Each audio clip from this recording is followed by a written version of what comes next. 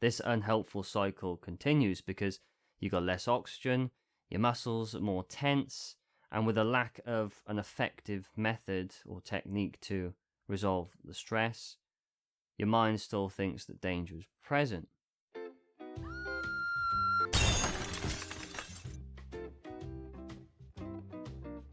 One of the first techniques I came upon when I was learning to manage stress was breathing. It was interesting to understand how my breathing patterns would influence my mind and body.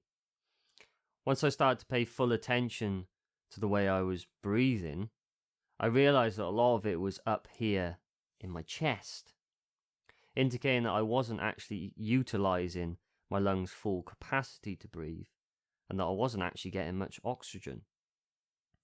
And this awareness showed me that I was so constricted in my chest and stomach, suggesting that I not only had a bad mental habit of shallow breathing in my chest, but that my actual body in areas was so tense that it was restricting my ability and impairing my ability to breathe.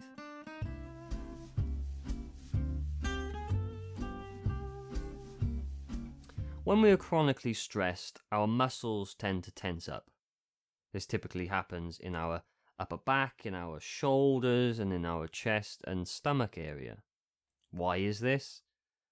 Well, in a fight or flight scenario, which is basically the state you're in when you're chronically stressed all the time, your body tenses up as part of its survival mechanism.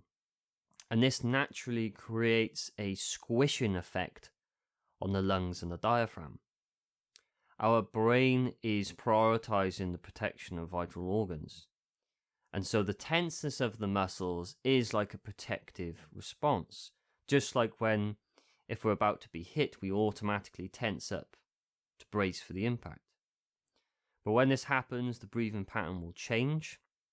And if it doesn't return to normal, then it can have detrimental effects to our health as it goes on.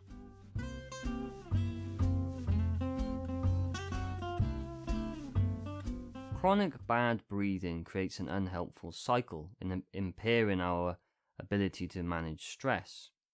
When we try to breathe deeply, which is our natural state when we're relaxed, it can feel like we've got a tight rubber band around us.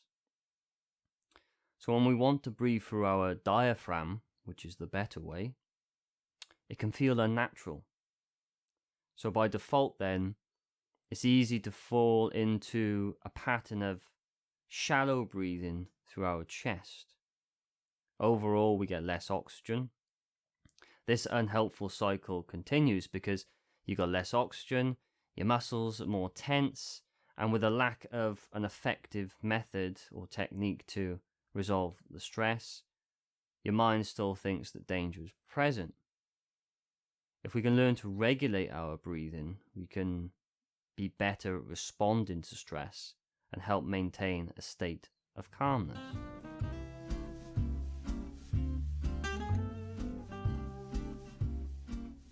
Some claim that it's best to breathe through your nose. Others say through your mouth or a combination of the two. And there's different theories around how many seconds that you breathe in and out. Personally, I prefer the nose breathing method, and I'll determine the length of my breaths based on the state that I'm in. The nose breathing interacts well with the diaphragm, helping it to expand, creating and generating deeper and fuller breaths. And through nose breathing, you can get better filtration, humidification of the air, which is easier on the lungs, and an improved production of nitric oxide, which helps oxygen flow. When you compare this to mouth breathing, the mouth isn't a very good filter. You can get dry mouth quite easily. Go ahead, have a drink, Lyle.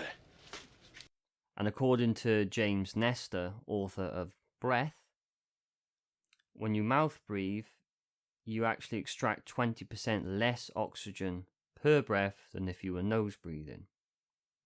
However, regardless of the breathing method that you choose, Just by focusing on your breath and taking deep, full breaths can help you to de-stress and regulate your breathing.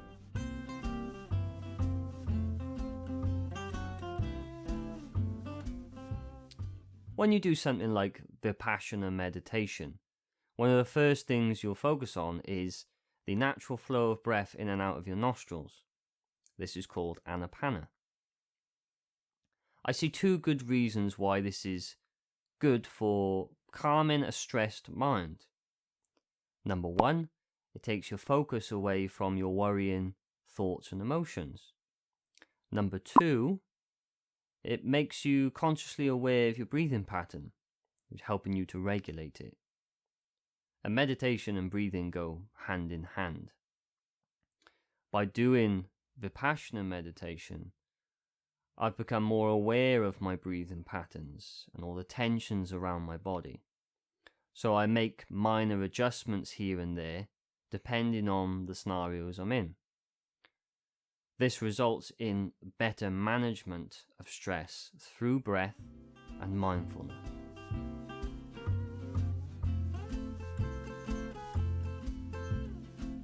When someone is in a panic state, people tend to say something like, just calm down.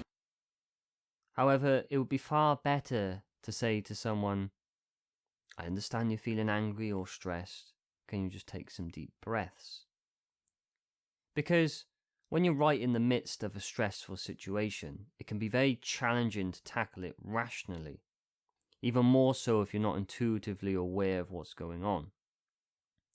The simple action of taking deep breaths is easy to understand and apply in that stressful situation.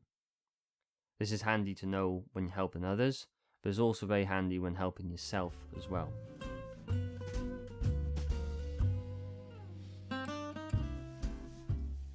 Once you've gotten better at managing your breathing patterns, your mind much more quickly relaxes, your tensions ease off a bit in your body, and you generally feel a lot better. You feel like you're more in control, calm, you're open. Your muscles are just a lot more relaxed, and you just get so much more, a load more free-flowing oxygen throughout your body, which is only going to be better for you, better for your alertness, your energy, your processes in your mind and your body. I hope you've enjoyed the video. You can take something useful from it. Please like and subscribe and comment. I'd love to hear your views. And I'll see you in the next video.